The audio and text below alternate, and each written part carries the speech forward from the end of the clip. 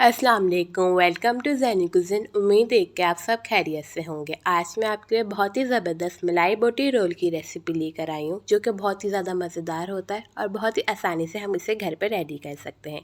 तो चलते इसकी रेसिपी की तरफ से किस तरीके से रेडी करना है। सबसे पहले एक बॉल के अंदर 3 कप मैदा ऐड कर देंगे और फिर इसके अंदर ऐड करेंगे 1 टेबलस्पून सॉल्ट डालने के बाद पहले हम इसे अच्छे से मिक्स करेंगे और फिर इसके अंदर ऐड कर देंगे घी। यहाँ पे आप घी भी ऐड कर सकते हैं, ऑयल भी ऐड कर सकते हैं और बटर भी। घी इसके अंदर हम ऐड कर देंगे 5 टेबलस्पून। घी ऐड करने के बाद पहले हम इसे अच्छे से मिक्स करेंगे और पानी से सिंपल डो को गूंद लेंगे। जिस तरीके से हम आटा सिंपल गूंदते हैं वैसे ही गूंदने की जितना पानी की इसके अंदर ज़रूरत पड़ेगी उतना ही हम इसके अंदर पानी डालेंगे और एक सॉफ्ट डो को गूंद लेंगे। डो के स्मॉल साइज़ में पेड़े बना लेंगे। उसके बाद हम इसे बेल लेंगे। बेलते टाइम पे हमने इसे जो है ख्याल रखना है कि ये पतला ही बेले, मोटा नहीं बेले। इससे जो है पराठे खस्ता और मज़ेदार बनेंगे।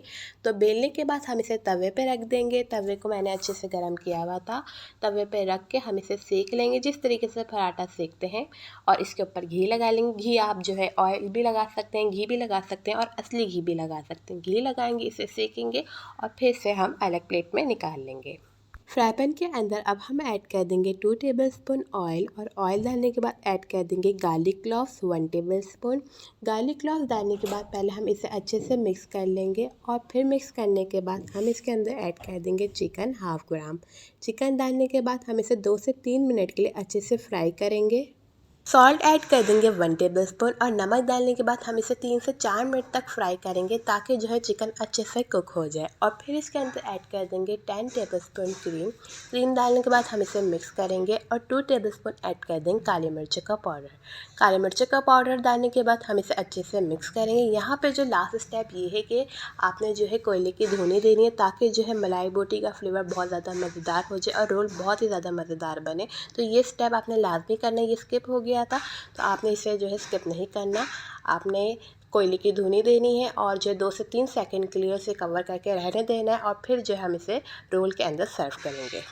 पराठे और मलाई बोटी के ऊपर ऐड कर देंगे प्याज, और प्याज जो है सिरके में डिप करी हुई ऐड करनी है ताकि जो है रोल का फ्लेवर और भी ज़्यादा मज़ेदार हो जाए। जो सादी प्याज से फ्लेवर नहीं आता, जो सिरके की प्याज से आता है, तो आपने इसे ज़रूर ट्राई करना है। अब हमने रोल बनाने के बाद इसे बटर पेपर के ऊपर रैप कर लेना है और बहुत ही ज़बरदस्त से मलाई बोटी रोल रेडी हो गए हैं।